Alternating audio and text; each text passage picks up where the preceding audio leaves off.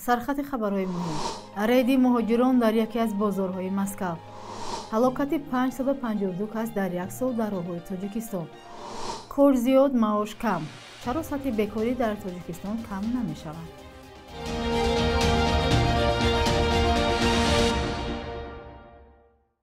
سلام بیننده های عزیز، به برنامه نویدی بامدادی خوش آمدید. دوامی 10 دقیقه بعدی شما را با آخرین خبرهای تاجیکستان جهان آشنا می سازیم. امروز سه‌شنبه 18 فوریه. صدمه یا تصادف‌های نقلیاتی در تاجیکستان در سال 2024 سبب مرگ 552 کس شده است. وزارت کار داخلی تاجیکستان خبر داد که در عموم در سال گذشته زیاده از 1200 صدمه رخ داده، در نتیجه بیش از 1350 کس دیگر مجروح گشتند. رمضان رحیم‌زاده وزیر کار داخلی در نشست مطبوعاتی 13 فوریه گفت تعداد صدمه‌ها و قربانیان در مقایسه با سال 2023 اندکی پایین است، ولی همانا تشویش‌آور می‌ماند. سرعت بلند در حالت مستی راندن ماشین و بی‌اعتنایی به قاعده و قانون حرکت در راه‌ها سبب مرگ و میر زیاد گفته می‌شود. ماشین‌های کهنه، راه‌های ناهموار کوهی، بی‌اعتنایی به دانش رانندگان هنگام امتحانگیری در مکتب‌های رانندگی تاجیکستان نیز در این مصیبت‌ها نقش داشتند. در نتیجه رید یا عملیات مشترک کمیته تفتیشاتی و پلیس روسیه در بازار ساویلوفسکی مسکو نزدیک به 300 نفر بازداشت گردیدند. این کلانترین رید مهاجران از اول سال 2025 گفته می شود. بر نقل شاهدان نیروهای امنیتی محض حجت‌های مردانی را سنجیدند که خود را در کمیساریات حربی ثبت نام نکردند. بسیاری از فروشندگان با دیدن کارمندان حفظ حقوق کوشش کردند که مال خود را پرتافته فرار کنند. گفته می شود اکثر مهاجران بازداشت شده را به اتوبوس ها سوار کرده برخی را به مرکز مهاجرت و برخی را به کمیساریات حربی بردند. نواری ری در حال نشر شده است که در صحیفه وزارت کار داخلی روسیه در این منطقه درباره گذراندن رید نسبت به مهاجران خبری نیست. بیکاری یا کار با معاش کم از مشکلات اساسی جامعه تاجیکستان بوده. هر سال صدها هزار نفر برای دریافت کار و معاش مناسب به روسیه و کشورهای دیگر می روند. در گذشته برخی از کارفرمایان گفته بودند شمار بیکاران زیاد است، اما هنگام دعوت به جای کار اکثر آنها با سبب کمی معاش یا پیشنهاد کار را نمیپذیرند یا زود آن را ترک می کنند. محمد وفا رضازاده گزارش می دهد. ریاست خدمات نظارت دولتی در ساحه مهنت، مهاجرت و شغل اهالی در ولایت ختلان میگوید ده‌ها یارمارکه جای کار گذرانید، اما شماره کارجویان همانا زیاد است. کمبود جای کار و مرد کاربازار شهری باختر مرکزی ولایت ختلان نیز نشان می‌دهد. در اینجا هر روز نزدیک به 150 مرد و زن جمع می‌آیند. کارجویان میگویند آنها را عادتاً به بیناکاری، کشاورزی یا پاککاری میبرند. دستمزد به حجم و مهلت بستگی داشته آنها از 20 تا 100 سامانی درآمد میکنند، ولی نه هر روز. ملیکه قیزیلبکووا یک زنی 58 ساله از شهری باختر در روزهای سرد کار پیدا نکرد. او و زنانی دیگر دستی خالی به خانه برگشتند.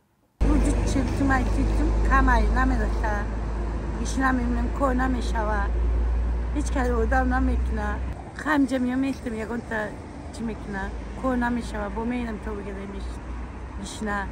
مقامات در جنوب تاجیکستان میگویند که مخصوص جایهای کاری خالی را اعلان کرده است. افرادی بیکاری مثل ملیکه قیزیلبکووا که معلومات عالی و شغل ندارند میگویند کاری که پیشنهاد میشود ماهانه ناچیز دارد. اویلوک کمای ما نمیره، ما کوارترش تگیم بخونه بیداریم. هفته‌تون کوارتر میتیم. زنی دیگری گفت که یارمارکه های جای کار برگزار می شود، ولی هوسمند نیست. نمیشه و ما همینجا بسیار گشتگی، بسیار کار کردگی، ما در همینجا پولمون نمی‌آویم. مثال ما خودم در همین خانه اتاق زندگی ما وضعی. اگه میایم خیلی یارمارکه میایم، این زنک‌ها اینجا کار نمیکنند در آخرجا. اینجا دا همه آیلی کپیه. اینجا دا همین روز کاری ما نکار میکنه، بگاه کشید در دستامون پولمون نمیگیره، خونه میریم. مقامات افرادی بیکار را به کسب آموزی رایگان دعوت کرده است، اما بیکارانی که در مرد کار بازار هستند میگویند نمیتوانند یک ماه کسب آموزی کنند چون نان آوری خانه هستند.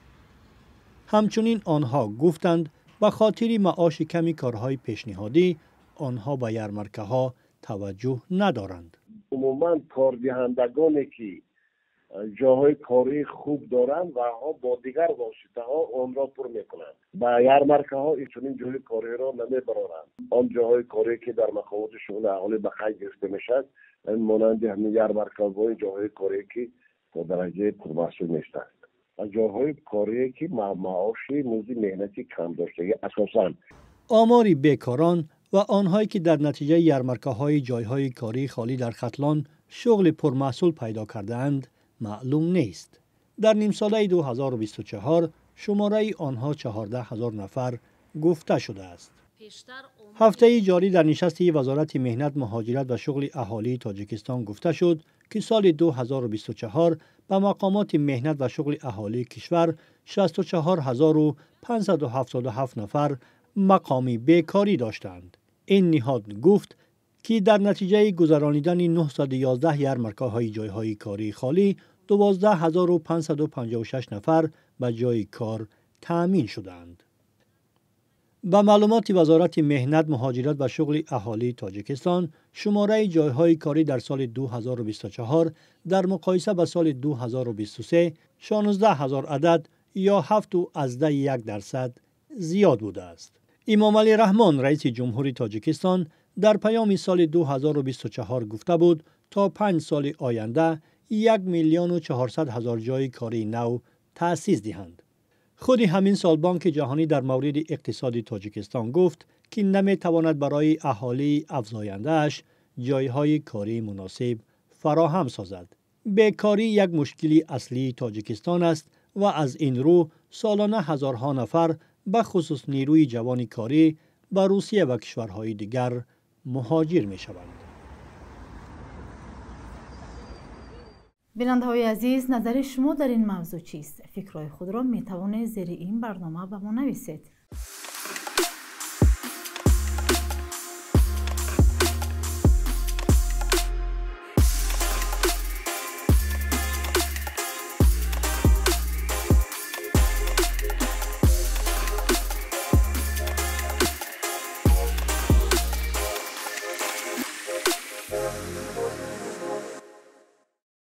قاچاقبران برای وارد کردن مال و محصولات به تاجیکستان راه‌های نو را پیش گرفتند. در این باره خورشید کریمزاده، سردار خدمات گمرک تاجیکستان، روز 12 فوریه در نشست خبری نهاد زیر راهبری‌اش خبر داد. به گفته او، کارمندان این نهاد مواد مخدر را از داخل سنگ‌های کارکرد شده پیدا کردند. سردار خدمات گمرک گفت مواد مخدر را از ماشین یافتند که قرار بود سنگ‌های کارکرد شده یک شرکت چینی را از افغانستان به چین برد، ولی این باری ممنوع در تاجیکستان کشف و مصادره شد. کریمزاده افزود در حال حاضر تفتیش قضیه ادامه دارد و جانب چین را در این باره آگاه خواهند کرد. استفاده قاچاقبران از راه و شیوه های نو در حال روی می‌دهد که به اطلاع خدمات گمرک سال گذشته قریب 4,500 تلاش قانونشکنی ثبت شده است. این نشان داد نظر به سال 2023 قریب 1100 عدد زیادتر بوده است. ولادیمیر زلنسکی رئیس جمهوری اوکراین روز 16 فوریه وارد امارات متحده عربی شد و گفت در پی تقویت همکاری‌های اقتصادی در منطقه است و سپس با همین هدف به عربستان سعودی خواهد رفت. این در حالی است که هیئت از آمریکا در عربستان سعودی آماده گفتگو با مسکو در مورد شیوه پایان دادن به جنگ روسیه در اوکراین است. زلنسکی روز 15 فوریه گفت کیف برای اشتراک در مذاکرات آمریکا و روسیه در عربستان سعودی دعوت نشده است. وی افزود پیش از مشورت با همپیمان‌های اروپایی خود هیچ نیت شرکت در گفت و شنید را ندارد. مقامات آمریکایی پیشتر گفته بودند که دونالد ترامپ رئیس جمهور آمریکا در حال فرستادن هیئت بلندپایه به عربستان سعودی برای آغاز مذاکرات با روسیه است. بخش یک روز تاریخ از مهمترین رویداد تاریخی برای امروز 18 فوریه خبر می‌دهد.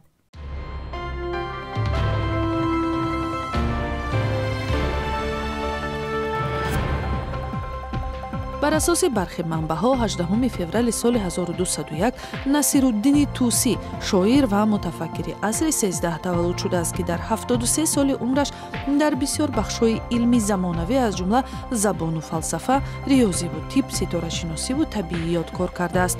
пайрави ақидаҳои Ибни Сино дар бораи таърихи инсоният ва таҳаввулоти табиӣ, арзишҳои моддиву зеҳнӣ, вижагиҳои забон ва маъноҳои калимаҳо корҳои таҳқиқотии зиёде кардааст. муаллифи Равзату Таслим, Ахлоқи Носирӣ ва дигар шеъру достонҳо ҳам мебошад. 18 феврали соли 1992 баъди 2 моҳи ба расмият шинохтани истиқлолияти Тоҷикистон, Иёлоти Муттаҳидаи Амрико ба раҳбарии президент Ҷорҷ Буш бо ин кишвар равобити дипломатӣ барқарор кард. то соли 2002 тадриҷан дар Душанбе ва Вашингтон сафоратхонаҳои ду кишвар боз шуданд. Иёлоти Муттаҳидаи Амрико як шарики муҳими сиёсии Тоҷикистон буда, дар давоми 13 солаи ҳамкорӣ дар ҳаҷми $1.8 миллиард ба бахшҳои мухталиф аз ҷумла ислоҳоти демократӣ, ҳамкориҳои иқтисодӣ, низомӣ ва маориф сармоягузорӣ кардааст. 18 феврали соли 1948 ҳунарпешаи театру синамои тоҷик Гулсара Абдуллоева таваллуд шудааст.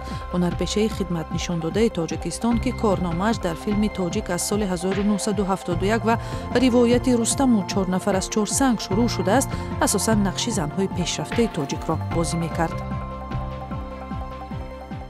субҳи имрӯз қурби рубл бетағйир аст ва 1000 рубл баробар аст ба 119 сомонӣ. дар ҳамин ҳол қурби евро боло рафта 100 евро ба 1147 сомонӣ баробар шудааст ва $100 бошад 1094 сомонӣ муқаррар шудааст.